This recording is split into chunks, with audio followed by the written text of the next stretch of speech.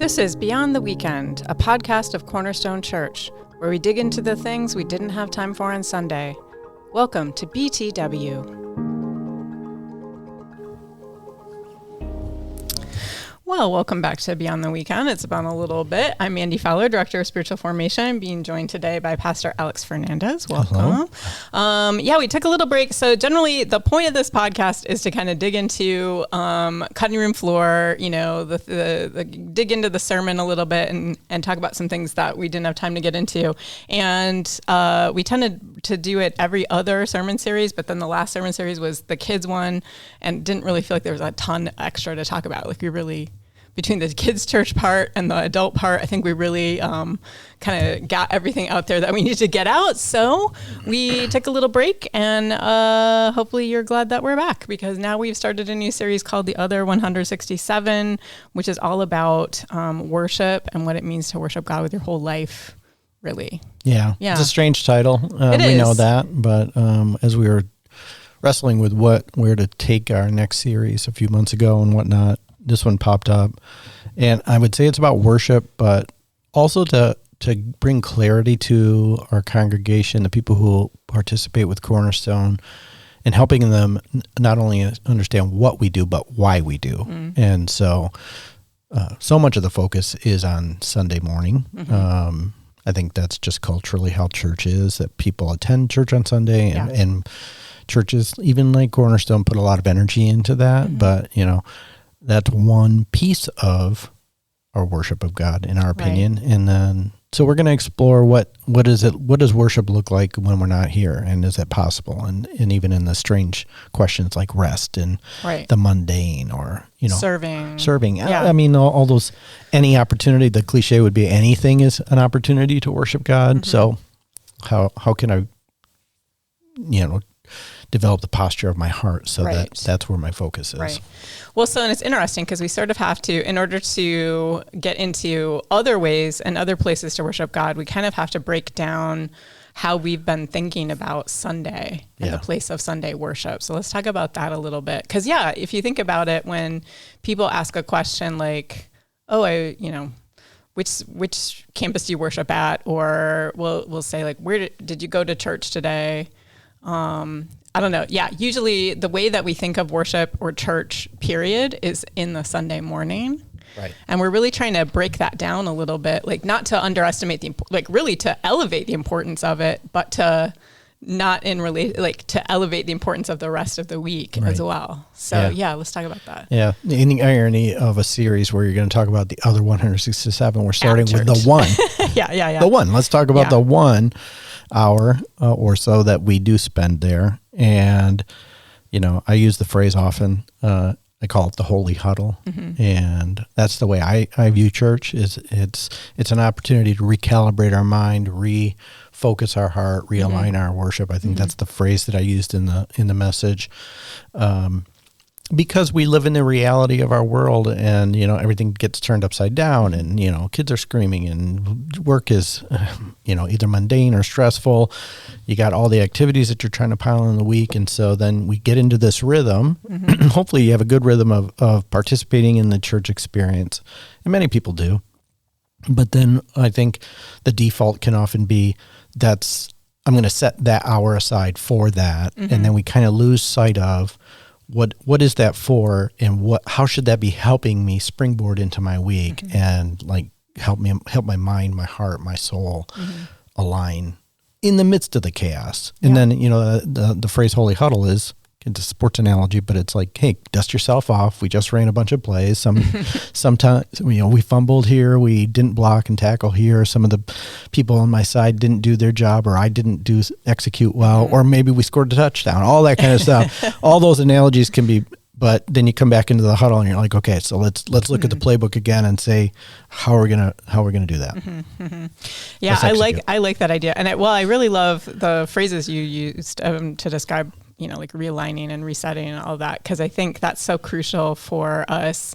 We have so many competing, I would say even more so with every passing year, as our lives get more full of other voices, like more than ever before, we live in a time where we constantly have someone in our ear, whether that's like, I'm always using the example of you can't even fill your car with gas without an ad. Right. It's annoying because I just want to get going.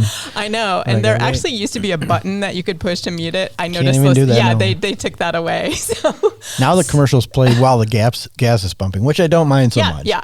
It's just constant. But so we constantly have these other voices. And I would go as far to say is we have, other things in our lives that want our worship. Competing, yeah. Yeah, they want our worship, and it goes to that series of a level. And so that Sunday morning becomes even more necessary, because if we don't have that, we have nothing to remind ourselves. We need that reminder of like who God is, who we are, who, that we're humans with limits, that we, that we need the reminder of our priorities, like to help to realign, like what are our priorities, what's most important in the world, who should we be caring for besides ourselves? Like there's just, I think as those voices in our culture just get louder and louder and harder to avoid, that it becomes even more important that we have this place.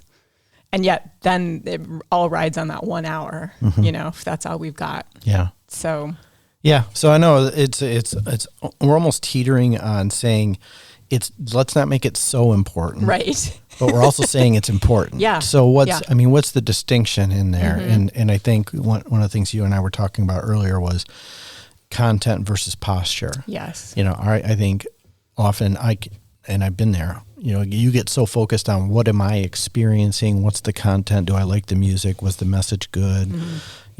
Did I meet anybody new? All that kind of stuff. That's very much me driven, right? And sometimes we use the language, did my cup get filled or whatever?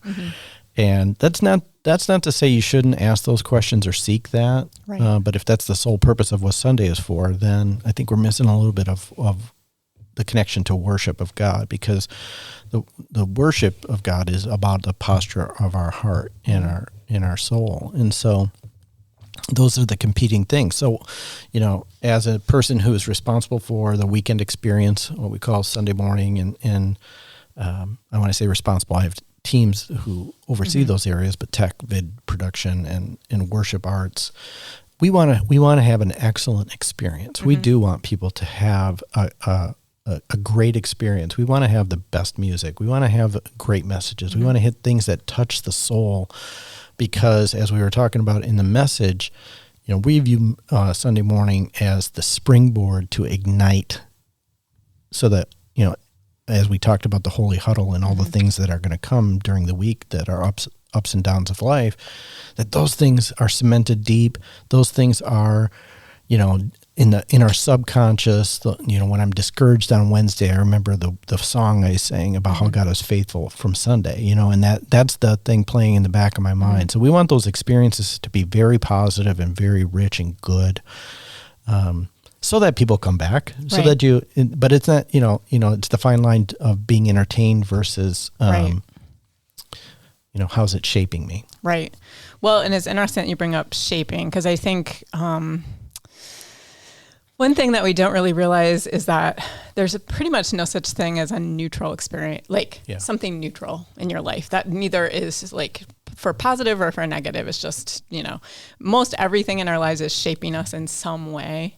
And that could be whether that's hours of a certain television show or a hobby, or, what you read, the news you consume, what you're seeing on social media, the friends you have, like everything is shaping us in some way. Like I always like that image of, like a canyon, like a river, a canyon's formed by a river, moving water over thousands of years, and it's like eventually, like, especially over time, once we have a rhythm of something, it is shaping us. And so that you want to ask that question of your church experience, how is this shaping me? How's the worship experience shaping me? This specific community of people, and that includes, pastor, staff, but most importantly, congregation, because it's not just about like sitting in the audience and just receiving, a sermon and the songs. It's about this community that you're joining yourself with. And that's a process, that's a rhythm. And so that it really is forming us. And so that's why I don't take the decision for people, when people come to our church and they say, I want to make this my home, I don't take that decision lightly, because it means you're opening up your life to be formed by us, this community in some way. Yeah. And that's the key, because the series is called The Other 167. So we want that. We want you to find that here, but also find that in the other parts of the week, so that you do find, we have resources to help people find community, to find support, to get involved, to make a difference. And that's what we do as a church. And so, hopefully when people are saying that, they're not just thinking the mindset of on Sunday morning, our whole focus is to help shape what the rest of your life looks like around that. Right. Yeah. And that means time here and time in literally every other space of your life. And we won't have time to get into every single one of those things, but all of the places that we are, what does it look like to worship God? So I think it's an awesome topic. So how do we stop it from becoming legalistic? Right. Now that is such a good question. Yeah. Cause there's a fine line here, cause we're saying this is really important and it's crucial in your spiritual formation. And we don't want you to be like, oh no, I missed a Sunday. My whole spiritual life is off track. Like that's not what we're trying to say at all. I think we're trying to get people just think more deeply about it instead of, I don't know. I feel like especially in West Michigan, we kind of get in this rut of what a good Christian is or a good person, and a good person goes to church. Yeah. And so we kind of use as a check the box, or we feel good about it, like, oh yeah, I went to church, this week. So my heart's in the right place, or I don't know. But to stop kind of maybe coasting through it and to really engage with it, as opposed to just, I'm here because I like the music. I don't know. What are your thoughts? I mean, you used the phrase, I wrote it down earlier. It's not legalistic. It's about having the right relationship with Sunday. And so as I'm thinking about the points that we hit in the message, I mean, there's so many other things that we could have highlighted about what the gathering brings. We just picked out 3. So I hope nobody saw the message or heard the message and thought, oh, it's just these 3. There's so much more that goes into it. But, the passage in Hebrews that we used was all about how it shapes, not our priorities, but that the gathering shapes a part of us, because the writer is encouraging people to be in community. And in the context, it's because people were living in isolation, or people were living in, where their faith couldn't be expressed because of in the danger that came with that. But the whole point of it doesn't matter if you have oppression or not. The point of that text is there's something that happens when you come together, because we're not meant to be alone. Right. So the gathering provides an opportunity to become part of something, and hopefully you do find community, and building a rhythm of finding that. You never. I think you used the phrase earlier. You're not going to find it just on Sunday, right? But it is the entry door to find that. Yes. Right. How can you find community if you're in isolation? Right. And so this is a quick word out to the online viewers, and I talked about a little bit about this in the message. It's not to chastise online viewing, because it serves a purpose, but it's also helpful to understand why do we do online church, and this is our strategy, and it could be different for other strategies. We don't look at our online experience as a campus per se. I know many churches have tried to do that. Maybe some do it really well, but we view the online experience as a way to open our doors to people who might be looking for community, so they can experience us before they come, almost like the front door of the foyer. We know many of our Cornerstone people participate in online when they're traveling, when they're sick, when they're on vacation, when they are away from work. It provides you a way to still connect with and stay connected in that way. And then there's some who watch from great distance. We do know that there's people in Washington and Florida and others that either were part of Cornerstone or found us somehow, and that's one connection. But for the rest of us, our hope is that, and our language has always been since we went multi-site, is that if you're within 15 miles of one of our campuses, we want you to certainly use our online experience to stay connected in some way. But we hope that at some point you find the desire and the nudge to get involved and be part of the community, because that's really what we are trying to do. And so, so if I go back to the Hebrews, it's there's danger in just being in isolation and being alone. So that's what that provides. Yeah. We also talked about how it shapes our spirit, how music and the other elements that we do, the sacraments that we celebrate, there's something spiritual that happens that gets in our mindset and into our psyche that we hope is a constant message that's playing behind you and a seed deep in your soul, so that when the Wednesday comes and the unexpected or, that's still playing in the back. So it's I think God uses music and spiritual formation to plant those seeds to help sustain us. Yeah. And then finally, this is where the legalistic Jesus went to Nazareth and went to the synagogue in Luke chapter 4, as was his custom. There was something that Jesus did as part of the rhythm of his, if you want to call it, spirituality that we can model. And so I think all the things that we are talking about the benefits come from that, but it starts with making it a priority and saying, this is part of my regular custom as Jesus did. Right. Yeah. And I mean, I think there've been, sometimes people will say stuff like, well, going to church doesn't make you a Christian any more than, standing in a garage makes you a car. Yeah. Okay. And it's not about that. Like, we're not saying like, oh, if you don't do this, you're not a Christian, but we're just trying to say like, yeah, Jesus, there's something there is something in the way that God set this whole thing up, all of humanity. Like we truly aren't meant to just be a bunch of Lone Rangers, off by ourselves. Because if that were true, Jesus would have modeled that, and there are definitely times of solitude and, depending on your personality, you may need longer times of solitude than other people, and that's fine.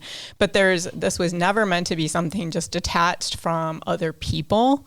And so, where two or more are gathered, I'm there. Like there's something about the Spirit of God in the presence of the gathering that I think is an element of our worship that we can't substitute. There's I love nature as much as the next person. I feel connected to God out in nature by myself. Again, we're not saying to stop doing that, but there's something about this gathering of people of like, with all of the smells and the annoyances and the the person who laughs too loud and the person who's singing off key beside you, like there's something about that that's worship too. Yeah. And and I say this as somebody who, in my past, I sort of just was going through the motions of church and just like attending and that's it. And it wasn't until I realized like, I've been going here a long time and I don't know anybody else, that I started to get plugged in and get further, I was getting plenty out of the worship experience. This is way back, not this church, another church. And I started to like get into a small group and take little steps. And it's like that, I don't know how to explain it. Like you can get plenty out of going to a church service and not knowing a soul around you. Yeah. God is still there. And I think it's important for people to understand that's where church went. If we look at the last 25 years, and Cornerstone was one of those. I openly say that. Late 90s, early 2000s, into the 2000s. Yeah, there was attractional church was a thing. Yeah. And it still is a thing, but the focus was everything is Sunday. It's all about the experience. It's all about the lights, the smoke, this, that, so that people feel something, so that they want to come back. For us, I think probably going on 10 years now, we took a step back and recognized that focus, and we had a great focus in that, wasn't making disciples, wasn't helping people find connection, wasn't all the things that we're talking about and we'll talk about in this series and what we do as a church. And so we've shifted that a bit, and it's the mindset. And I hope this first week helps with the mindset that we're trying to establish and why we started with that one. Our focus on Sunday is that it is the beginning of our worship experience. Sunday should be a springboard into what you're going into. Sunday should help ignite a spirit that might be flickering because of what you're going through, but to help you recognize you're not alone. There's others here who probably feel the same way you do. There's support in this community, or there's community in this community, or there's ways to get involved. If you feel like, where's my life going? There's ways to get involved that you can feel like you're a bigger part of something bigger. That's what our Sunday today, if I'm talking about Cornerstone 2025, that's what we're trying to do. Yeah. We still want to have a great experience. We still want you to feel those things, but in this series specifically, we're trying to help you understand why we do. And why we do is to help ignite the desire to worship through the rest of the week, and that Sunday morning is an important part of that. Yeah. I love that. I think this is such a good and necessary topic. I mean, we're literally preaching to the choir. Yeah. These are we know that you guys who are hearing these messages are in church. Yeah. And so, but we just want to help you be able to see your life from this different angle, this perspective of what if my whole life could be opportunities to worship God. And so I'm really looking forward to the next few weeks. 5 weeks. Yeah, we have a 5-week series. 5-week series. So don't skip Labor Day. It's going to be the most interesting one. I'm not kidding about that. But I think each week we've got and we talked about how challenging it was to write from the perspective of worship, of what it means to worship God in rest, of what it means to worship God in serving. Think. Yeah, it was a really interesting and good challenge. So I hope you guys will just come along and help us think deeply about these things and reflect. Because I think that's only, if you just come and listen, that was a good message, but we want you to we want you to interact with this stuff, because we're doing it right along with you. Yeah. So cool. Well, we could keep talking because it's a meaty topic, but we're at the end of our time. So thank you. I'll let you go, but we'll see you back for that good week 5. All right. Okay. I look forward to it. All right.